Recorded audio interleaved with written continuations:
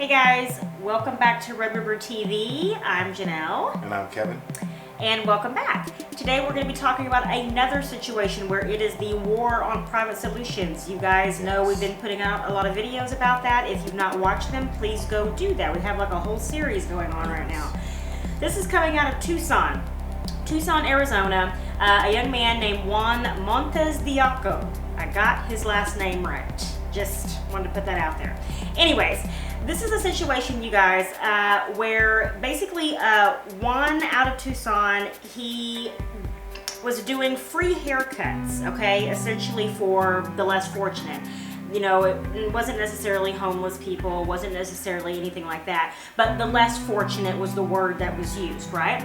And so what ended up happening was that once, I guess, some people found this out, the Arizona State Board of Cosmetology was contacted basically after they received complaints that one might have not, been licensed to do these haircuts, okay? So the government came in and saved all of these people from bad haircuts, essentially is what happens. Because we all know what happens when bad haircuts happen to people.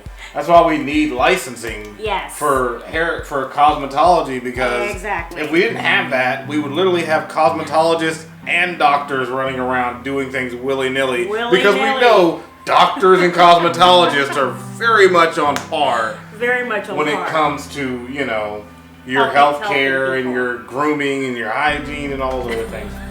Pretty cool. Thank you, Arizona. Thanks to the state. The state is definitely kicking butt this time. My husband has a lot of sarcasm popping off today. So, anyways, what ended up happening, what was kind of bizarre though about this, you guys, was that the cosmetology school that he was attending actually closed down in the middle of him trying to attain his license. So that's the reason why he wasn't able to get his license. I find that kind of strange that the school closed down and yet the board of cosmetology was contacted about him giving haircuts to the less fortunate. I don't know, it seems kind of like a conflict of interest there. So it says that according to state statutes, a person shall not perform or attempt to perform cosmetology without a license or practice in any place other than in a licensed salon, okay? Which he was trying to get his license, but whatever. Anyways, but the thing was that he was cutting hair without a license in his home. I guess that might have been probably what triggered some people and made them wonder if he was not licensed. But here's the bottom line. You guys, again, this is a lot like the story that you hear that we talked about, where homeless people, solutions for homeless people are being thrown out, okay, because they got to protect the people. Where food being given to the less fortunate and to homeless people being thrown out because we have to protect the people. Government is always about trying to protect people, but what gets me is that I get the whole licensing thing, but this is literally cutting hair, okay? I don't get the whole licensing. Yeah, I mean, well, with certain things like medical degrees and things like that. But I'm talking about this is at a very basic level here. And he took what he had. No, he did not, graduate. No, he didn't have his license, but he took the knowledge that he had. And apparently he was helping a lot of people by cutting their hair, and not charging them for it. If you want to get upset because he was giving haircuts and charging people for it, then I'll be willing to listen to your argument on that. But he was literally just giving haircuts out for free. Government came in and said, no, you can't do that. Okay? State come in and said, no, you can't do that. So again, it's very small, but it is a very perfect example of how state government comes in and stops little solutions that just help people, and kind of takes that away. He was doing something that he thought he could do to help, and they were like, nope. So anyways, another good example. I'm still confused about, why the school shut down.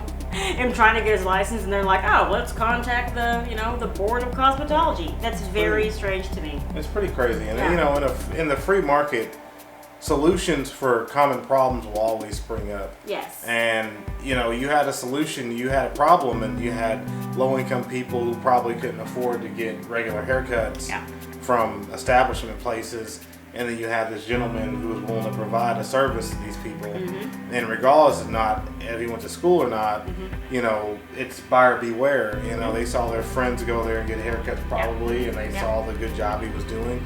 So, you know, they decided to choose. It was their right to choose. And, you know, I really don't feel like the government has a say in haircuts or how cosmetology works or anything like that. I would say maybe you have an argument from a tax standpoint, from people in a zoning standpoint, from people doing it in their home, and people just doing it, you know, just willy-nilly here and there. But as far as licensing is concerned, I really don't think that there should be a license to cut hair. I don't think it should be, because I remember I saw a story in the Daily Signal. They actually did a study where it was harder or on par with getting your license to become a paramedic than to get your cosmetology license. So, you know, it just shows you the encroachment of the state. And you'll have cities do it, you'll have states do it, and if you don't think that the state government and your local government can be just as powerful and just as dangerous and just as, you know, vindictive and all these other things you want to call it as the federal government, you're fooling yourself. And you have a lot more control over what happens at your state and local level. So you need to be in those people's faces. Whoever this gentleman is, whoever his friends are, they need to be calling their state rep and their state senator, and they need to be in their faces about this. I mean, call them. You go to their office and talk to them right in their face. That's the way the founders intended it, and say that, you know, we got to repeal some of these laws because it's ridiculous. It's pretty petty, you know, in my eyes, especially when it's about helping other people. That's kind of what, you know, what gets me. But let us know what you guys think, and forgive all of the laughter, but we like to have fun around here, okay? Exactly. You know, we can't take ourselves too seriously with politics all the time. So, anyways, let us know what you guys think in the comments. Let us know if you think it's petty, you know, as petty as we think that it is. Anyways, if you have not gone to like Red River TV, please do. Connect with us there. You can find both of us, as you know, on Facebook, Instagram, and Twitter. We would love to connect with you, talk with you more. Until next time, you guys, take care and get your license to do hair. Yes. You guys take care.